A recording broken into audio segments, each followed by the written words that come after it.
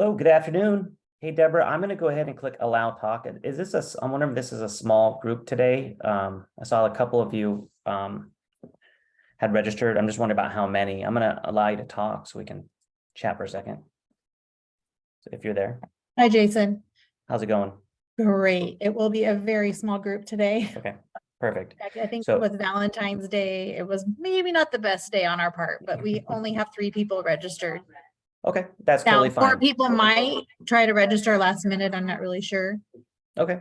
What I'm Sorry, going to do is, Valentine and I are in the same room, so we're getting some feedback, but we're good now. oh, not a problem. So what I'll probably do, I'm going to try to turn some of the microphones on then if it's a small group to ask questions, because this is kind of a targeted session today.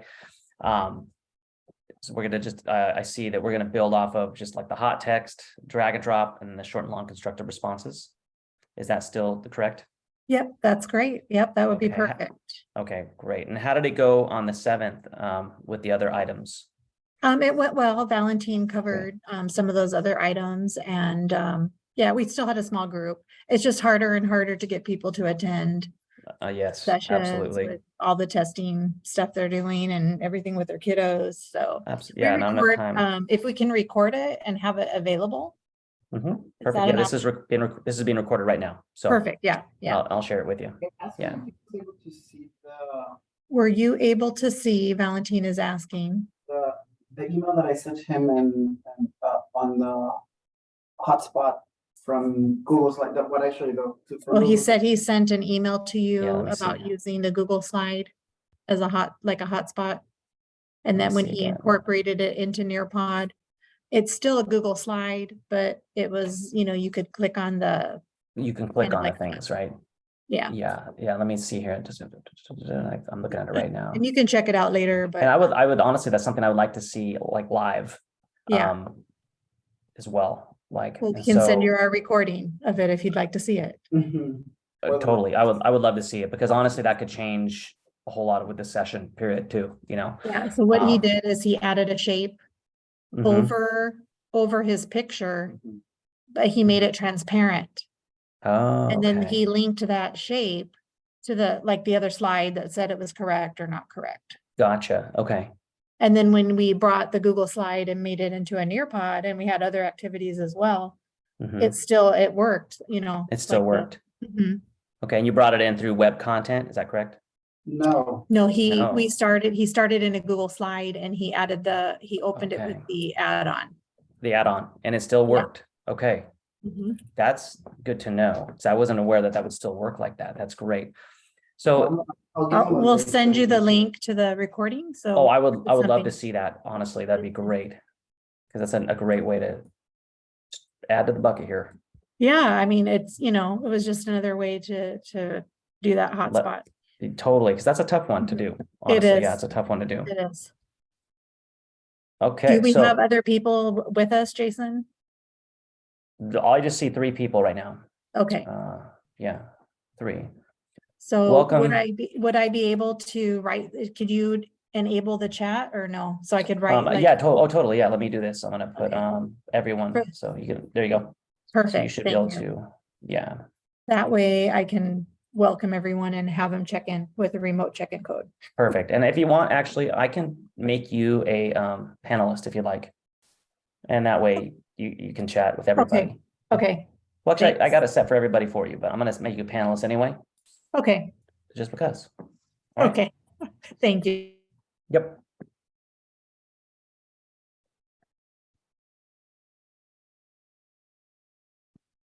All right. Welcome, everybody. Thanks for being here. This session is going to go fast. If you want to join me in this Nearpod lesson, it's TM783, and this is the same session, the same slide deck that was used for the abbreviated session. The session I did down at Region 1 was a little bit longer and had a few different slides involved in it. This is one that I do publicly, but I'm going to skip a whole lot of it because we want to focus on just those 3 pieces: the hot text, drag and drop, and the short and long and constructive responses today. And also, I am going to go enable David. Welcome. I'm going to click allow to talk, so that if you have questions, you can just ask them without typing into the chat as well, because it's a small group today.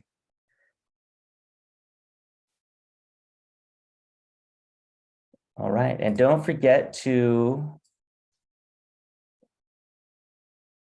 sign in today as well. Deborah just posted this right here. Click on that, and that way you get your check-in right there as well. So my name is Jason Clark. For those of you I haven't met, welcome everybody. I'm a district strategy consultant with Nearpod for the state of Texas. We're going to focus on STAR test items today. And so at any point in time, once again, please just unmute and ask questions. I wish this was because a small group set up in a meeting so we could actually just kind of see each other and that you could all share your screens as well if we needed to. But it is what it is right now. So any questions before we get started?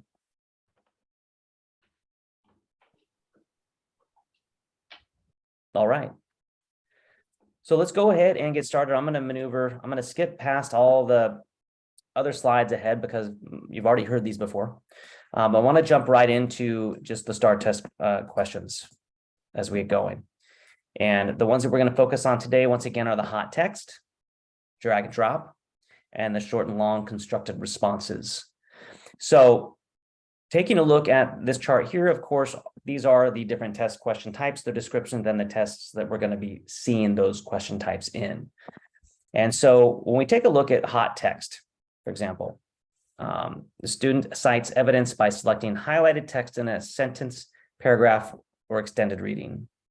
That is going to look just like, let me skip to it right here.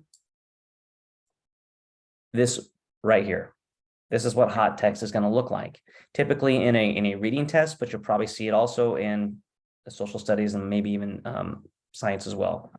But hot text, you're going to have these pre-selected items that students can click on. Now, where Nearpod can't simulate this exactly, we can come pretty close to it, utilizing the tools that we have available. Now, right now, I've thrown an example in because we got our reading selection on the left-hand side and all the items. So the example I have set up looks like this. It's hot text that they can't click on, but it's a matter of taking our instructions and adjusting them to the tools that we have available, which right now are the highlighter tool or the pen tool, but the highlighter tool is what we need to use for this one. And the instructions simply use the green highlighter tool to highlight the correct answer. Now the reading selection is attached to reference media up here as a PDF. So the students would simply click on that and they have to read this reading selection in order to answer that question. Now the big difference is this reading selection is not going to be on the same page as the question itself. You know, one thing that students can do, however, is take that tab and drag it and then resize a little bit. If they need to, we can do a split screen like this as well. So we do have that reading selection here. We can adjust it to fit however we need. It really just depends on the students. They can easily be taught to run a split screen. Ultimately, though, too, communicating with them that on the test itself, they can click on the highlighted terms to highlight them. But for our purposes, understand the directions, making sure we read the directions. We've got our highlighter tool that we're going to use. So we use the green highlighter tool. So they can take that, change the thickness, and then simply highlight over the top of that correct answer. This also works on those technology skills that they need to have, the tech proficiency skills, the mouse control, cursor control. In the reading selection, once again, the scrolling aspect of it all. What I love about this, though, as far as being in this activity, is that you can watch things happen live. We can see our learners where they're at. I can visually scan to see those that have the correct answer and those that don't, so that I know that I can pull those students aside and work with them individually if needed. Now, this is our drag and drop activity. It's kind of our most versatile. Now, here's the thing, and I wish it was done already, but it's not going to be for about another 9 or 10 days. But as a teacher, you have all these tools down here below that you can use. You've got the pencil tool, the highlighter tool, an eraser, a text box. You can bring in your own shapes here, images, and even if you click on the little 3 dots, bring in a video and embed on the background or an animated GIF. Now, when you have a draw it activity, this is what I would typically create in a draw it activity, but I needed the ability to highlight that text. And in the draw it activity, currently, you can't. However, in about 9 or 10 days, teachers will have access to all of these tools for the draw it activity as well. That's an exciting update that's coming. I wish it's not coming soon enough. I wish it was here right now, because I could have created this item, this test question in the draw it activity. Now, right now I've created it in a drag and drop, but to use the drag and drop activity, you have to have something that's draggable. So to alleviate that, I simply typed in text and typed in a single period just to have something that's there that they had to drag out there. In the future, I would probably create this activity in the draw it activity, because then I wouldn't need to use these dragging pieces here at all. So hot text, once again, can be created. Now, the big thing here too is if I were to take the actual practice test question that looks like this, I'm not going to have the entire reading selection there, unfortunately, because it's scrolled through and I don't have access to that test question. So I did have to adjust it by taking my own reading sample, my own PDF, reading through it, and then asking questions that simulate the types of things that they're going to see on the STAR test. It does take a little bit to set a question like this up. But once again, you don't need to do 5 to 10 of these question types. You can simply do one. This one question type can be the lesson in and of itself, a micro lesson of this type of question that they're going to see. And once again, this can be shared out to your colleagues as well, where maybe you each create one and share them so that you share that workload. Maybe you've got 4 teammates, you each create one. Now you have 4 different days that you can use each other's together. So once again, just sharing that workload and sharing these things out using the share link for any lesson or activity that they create. If it's a single slide lesson, simply click those 3 dots, share with teachers, get the editable link and send it and share it out. Or if you're using the school or district libraries as well, do you use the school libraries in PSJA? Or district libraries? Does anybody know for sure?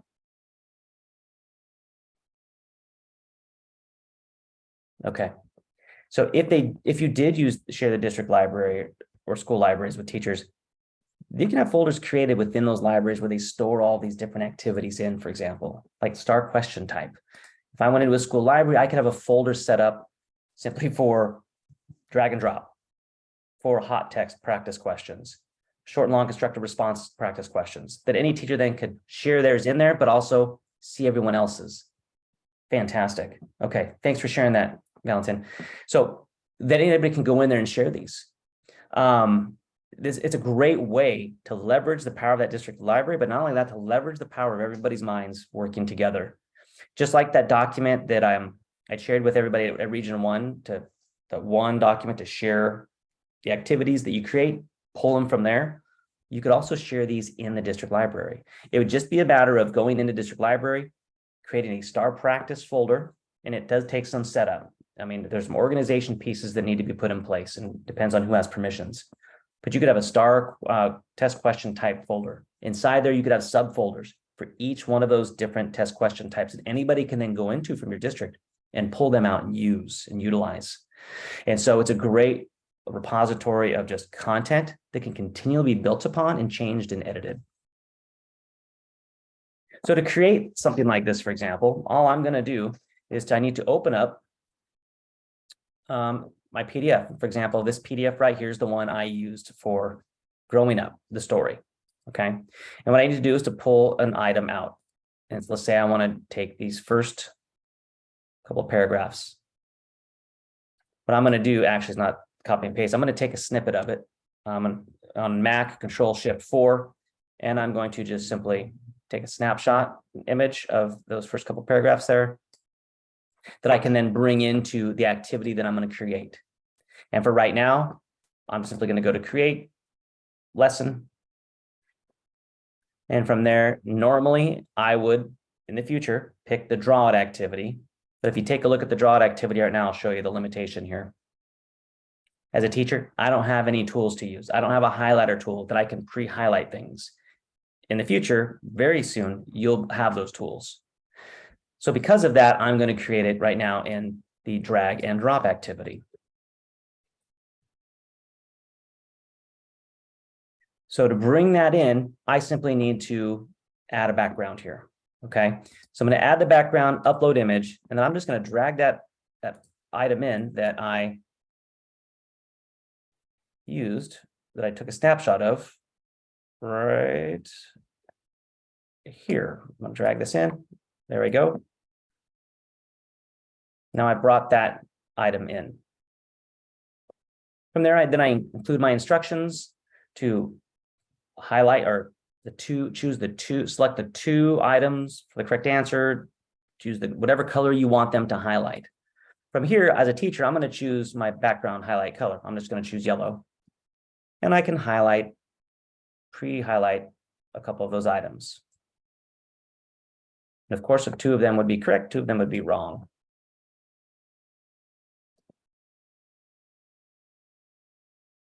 And this is what students would see as their background.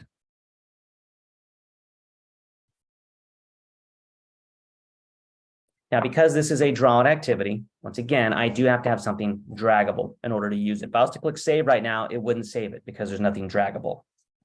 So if I choose text labels, I simply type in a period, click OK. I can make it small and click done. There I go. And now I can use this tool. That way, when students get into the drag and drop activities, well, they have all of these tools down below, just like you do, that they can then utilize to create the hot text item there. All right. So now let's dive into the drag and drop activity though, real quick first, because that's our next item here. Now the drag and drop tool is like I said, it's one of our most versatile tools, and it can be used to simulate the drag and drop activities that they're going to see. But I also like it for text entry as well. Now, to create your own drag and drop activities, you add a drag and drop, and from there, you have to just create your background of some kind, whatever that background is that you'd want. Now, you can go into those practice test questions right from the practice, right back here. Get to it from the website.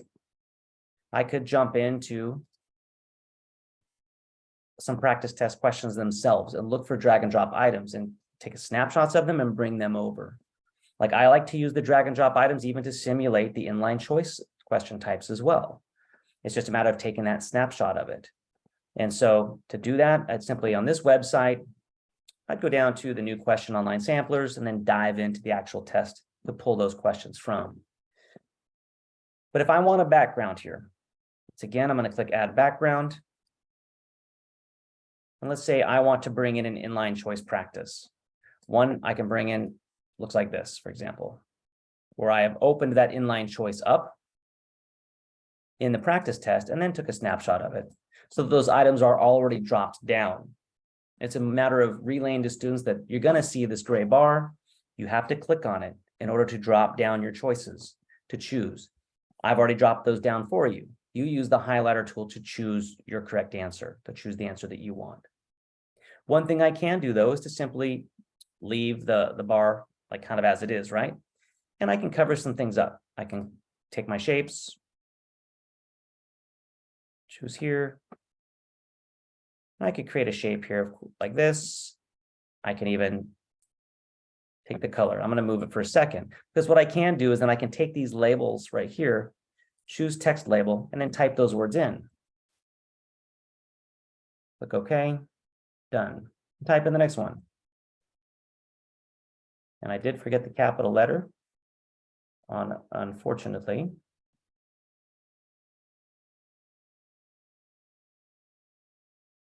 And just throw all these items over here.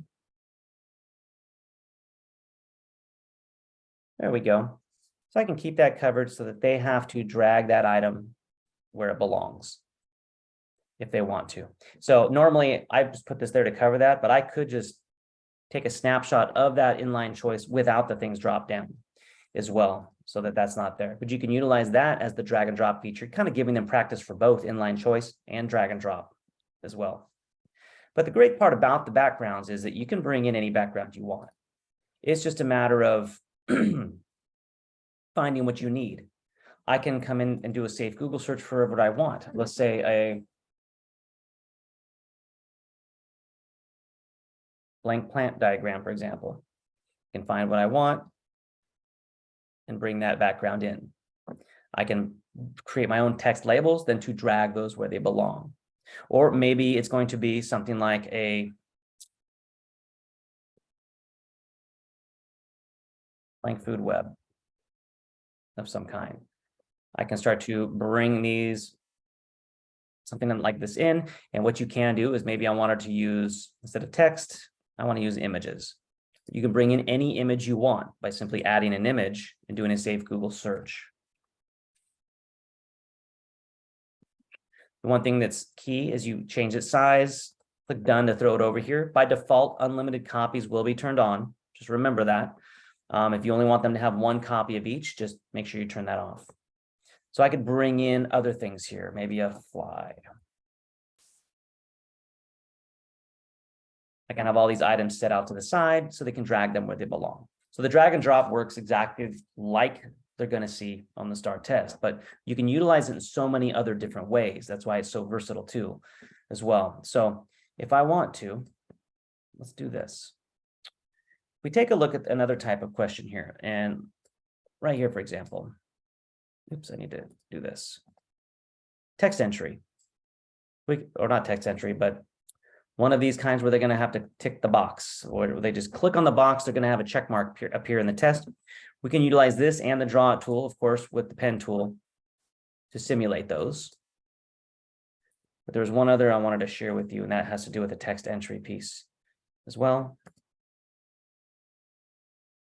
Let me grab it. I took a snapshot of it just previously here. Let me find it. That it? Not sure if that's it or not. That might be it.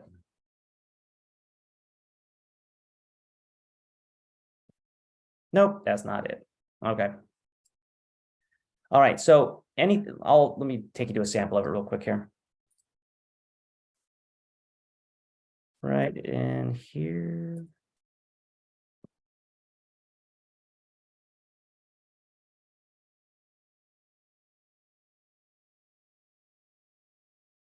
Let me find it real quick. I know I've got it right in here. My apologies.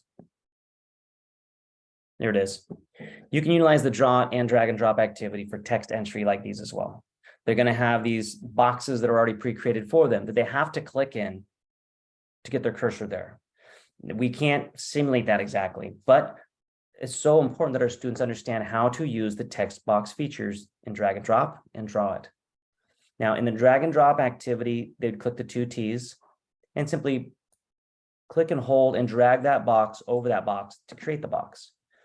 In the draw it activity as of right now, when they click the text box icon, it's going to start in the middle right here. This will be changing in just less than 2 weeks. But for right now, they have to resize that box, drag it where it belongs, and then they can type into that box, just like that. But one of the biggest features, though, with the drag and drop is that teachers understand and realize that they have access to pre-created content, things they don't have to create themselves. They don't have, because time is always an issue. All they have to do is to utilize that activity bank that's out on the right-hand side. And if it disappears, look for the little arrow and click on it to pop it open. All they have to do then is to type into that search bar to search for exactly what they're looking for, whatever that may be. Now, maybe I need one on rocks and minerals. So I can just type in rocks. Here we go. I've got all these different rock and mineral focused drag and drop activities. If I want this one here, rock, intrusive and intrusive igneous rocks.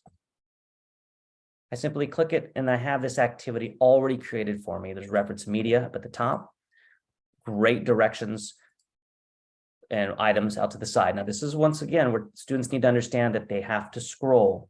We talked about in a previous session the importance of these technology proficiency skills, keyboarding, one of them, clicking, controlling a cursor and mouse or a trackpad, scrolling through items. They all have items they have to scroll through. Notice I see there's 6 rocks right here, but there's actually more. And just like the STAR test, there's going to be more items on that left-hand side that they have to scroll through to use, to find. So it's important that they always scroll just to see if everything is visible to them.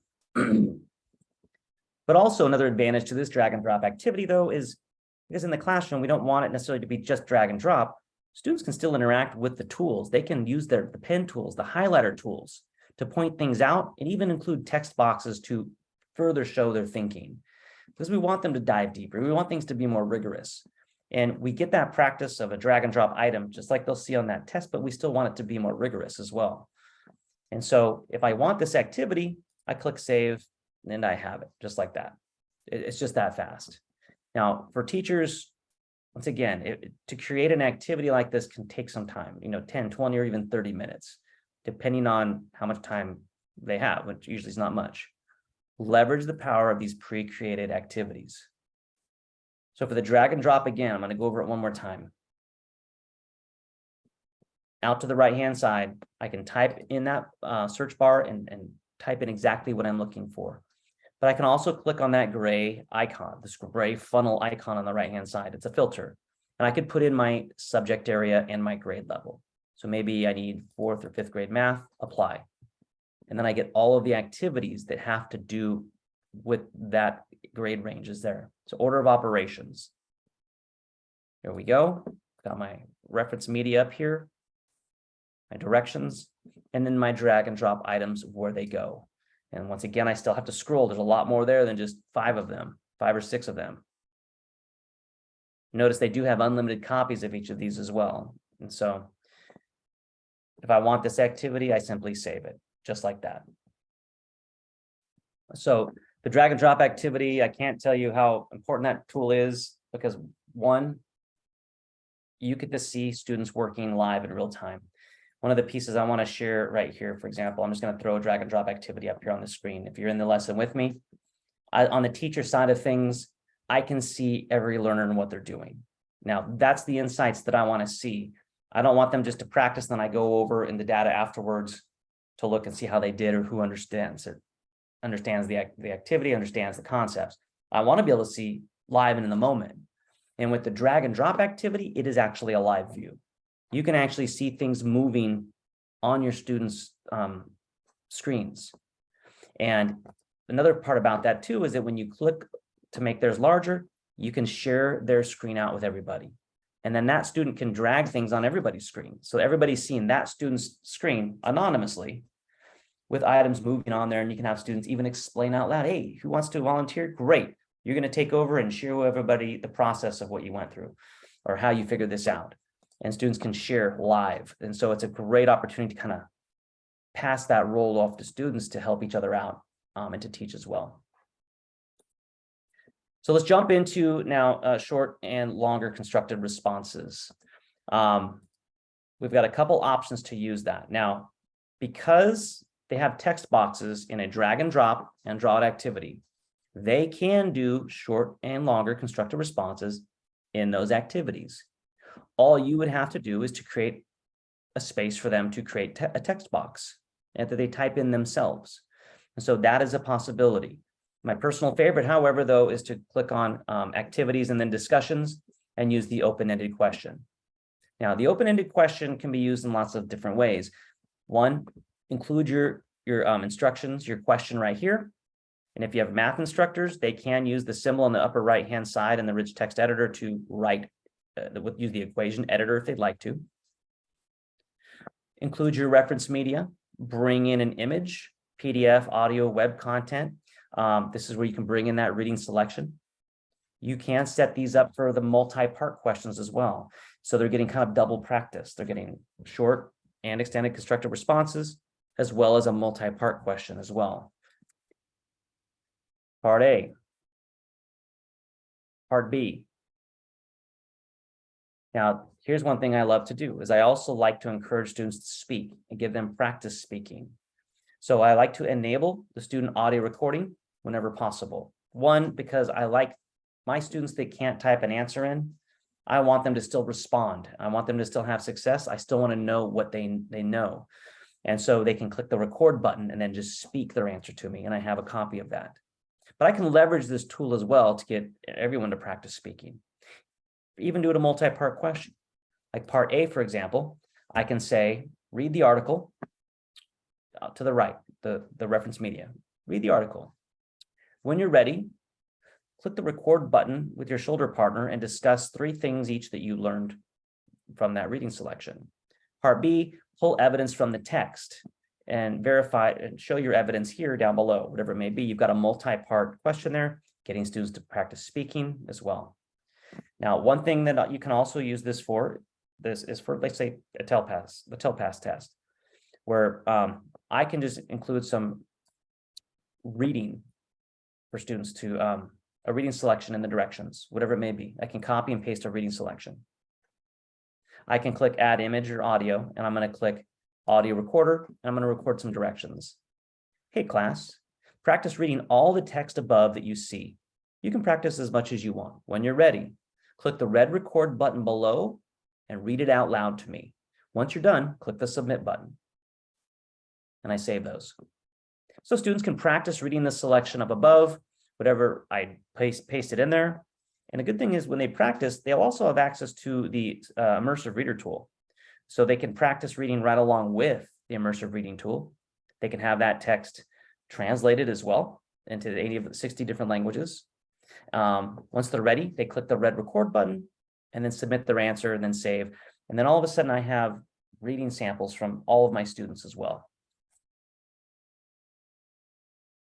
Another great activity to use to really work with the short constructive responses would be the Collaborate board. Now, the Collaborate board is another activity that I love, and it can be used all by itself as the lesson in and of itself. To start your Collaborate board, it's a matter of just grabbing your background that you want, getting creative with it. We have some new backgrounds in here as well. From there, choose whether you want these responses to be in grid mode or columns. You can preset columns up now. And you can go in and change those columns.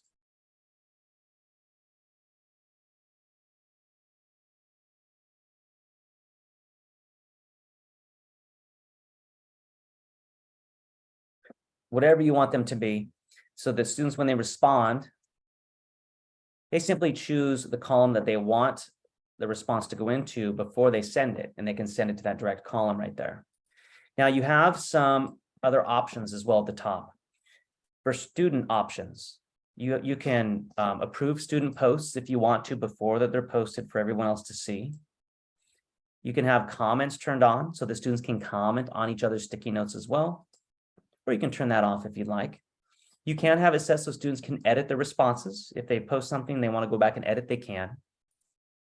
You can also have it so the students can see names, because by default, the Collaborate board is anonymous, where students can't see names of who posted. But if you have a good solid community and you want students to see each other's names, you can turn those on. But you can start the Collaborate board by adding reference media. Read this article, then post your responses right here.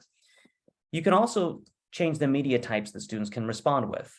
By default, all of them are turned on. Now, that they can respond through text, of course, the images, videos, they can record audio, or through animated GIFs. And it's just a matter of what you want students to have for that particular activity.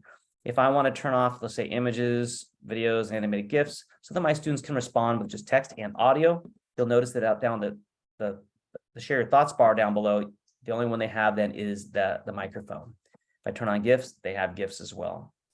This activity is great because it does work on the typing skills, short constructive responses. However, it's also it's great for class discussions. So any of these little skills, a class discussion is great in and of itself, but leverage the power of the tool that's here, because I can have a classroom discussion with students talking out loud. But one thing I know is that I maybe get 20 to 25% of my students that respond and participate. The rest, I don't hear their voices. One, this is a vehicle and a platform for all of our students' voices to be heard and seen. But also, it's giving them practice with short constructive responses, kind of without them knowing it. So they're getting the typing skills in a small box at the same time. All right, so let's take a look at a couple other things here. So when we look at our quizzes and games, remember all of the other activities that are here. I can't state enough, the drag and drop activity. You can use this for a short or extended constructive response. You can have some draggable items. Now, 2 weeks from now, I'd probably just use the draw it activity, because what I can do is I can, on this page here, create some directions. I can create a shape, a box that I want their answer in. I just simply create that box right here. Here we go. So students would create their own text box. Now to create a text box in a drag and drop activity, students simply click the 2 T's. Then they put the crosshairs where they want. They click and hold and just drag that text box where they want. And then they start typing in that box. So they can do these constructive responses on the spot right here as well. Now, just in 2 weeks, this is what the text box will look like in the drag and drop or the draw it feature as well. So if students also, if it's a math test and they have to type in a response, they have to type in, let's say, an equation as an equation editor, this is where they can do it. They can do this with the advanced tool here. Use the bottom right-hand side button there to insert equations into their text. And they'll also be able to do this in the draw it activity in a couple of weeks as well.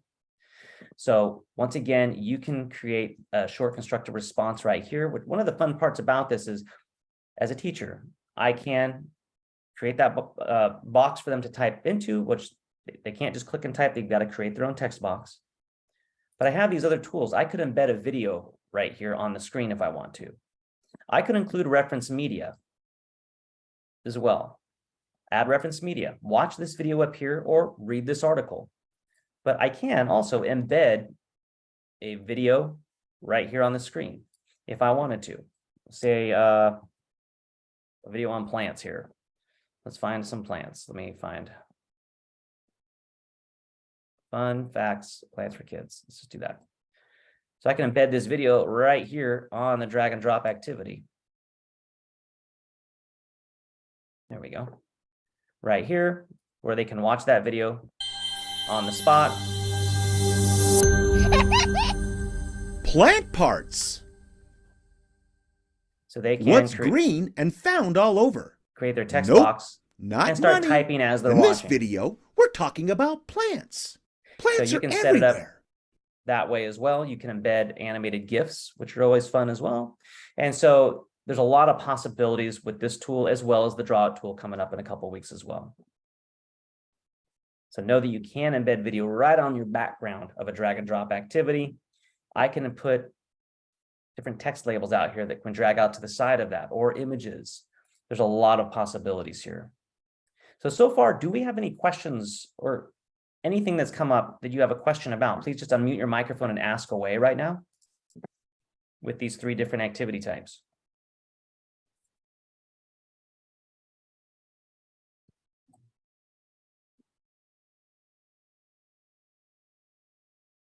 Any questions about any of the other activity types that you might have? Not just these 3, but any of them. I don't think there's too many questions out there today. Okay, nothing wrong with that. Yeah, so just be on the lookout to, have you talked to your teachers about the Camp Engage coming up at all? Have you heard anything about that? Yes, I've registered and we've posted it on Fantastic. social media and shared that with our CITs. Awesome, fantastic. So the new draw it activity is supposed to be out just before Camp Engage. So coming up soon, like February 23rd.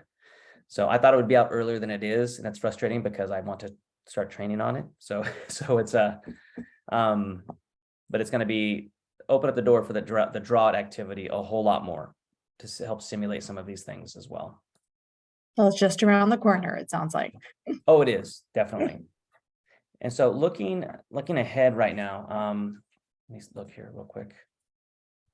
Our next session coming up is on the 21st.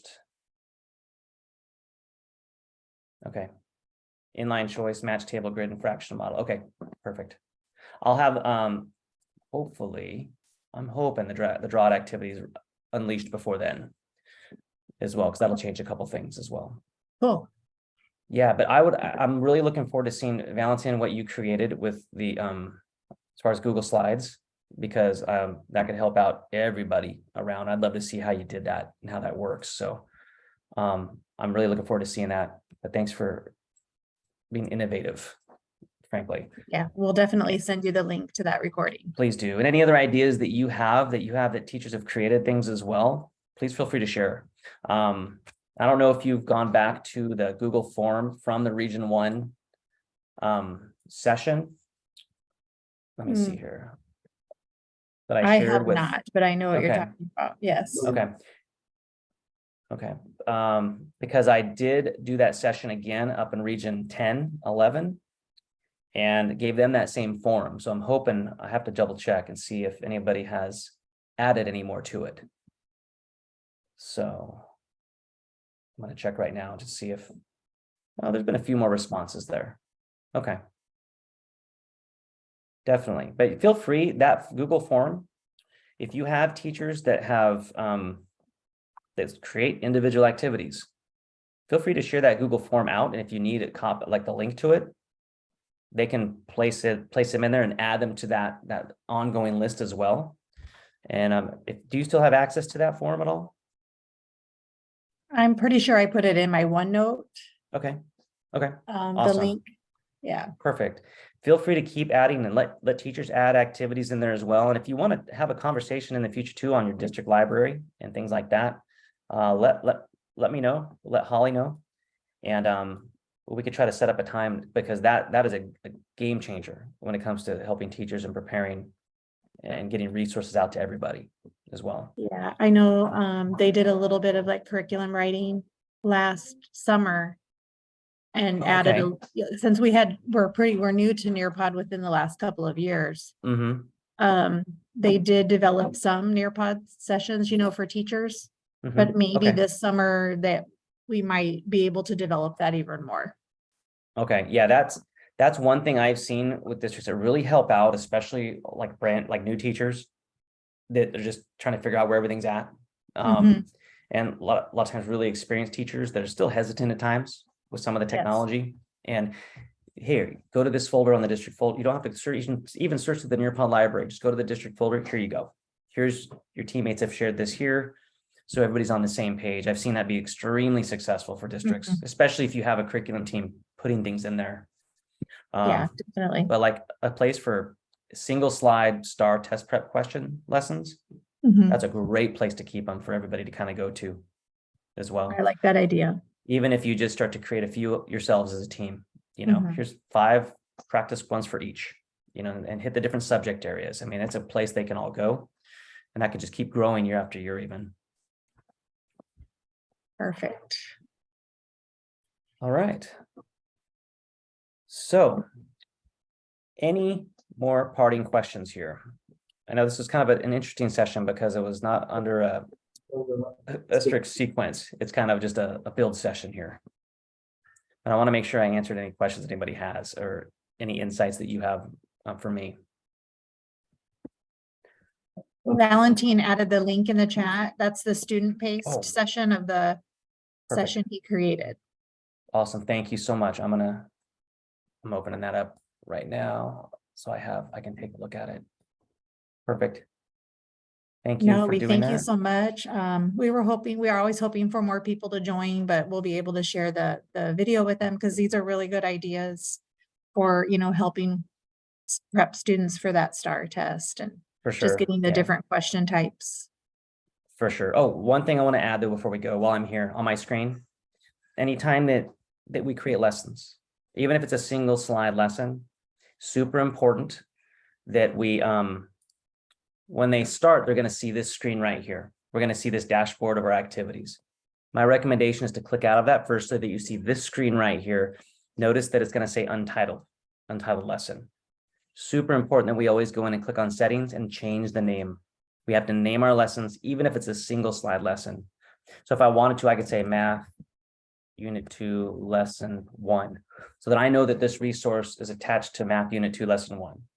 I can throw in tags and descriptions, shapes, whatever it may be. But that makes it searchable within one's own library. We do our grades. I'm going to do grade 4, subject math. That makes it searchable within my own library. So if I need to search for it, I just go to my search bar, type in the keywords, and this lesson will pop up. But it also makes it searchable in the district library and school library. So if a teacher saves this in there and another teacher goes into the district library to search for, they can just type in the search, I need a lesson on shapes. This one will pop up for them. So it makes it searchable in that district and school library as well. So super important that we always name our lessons and tag them. Also, when you're looking at your district data afterwards, in a big meeting where we're looking at district usage, we start to see the subject areas and grade levels and things like that. Otherwise, any lesson just pops up as general, pretty much. So that's just a key tip, just something simple, just to set the name and some tags, and it makes it searchable for everybody. Great tip. All right. So looks like that is it. Thanks for hanging with me today.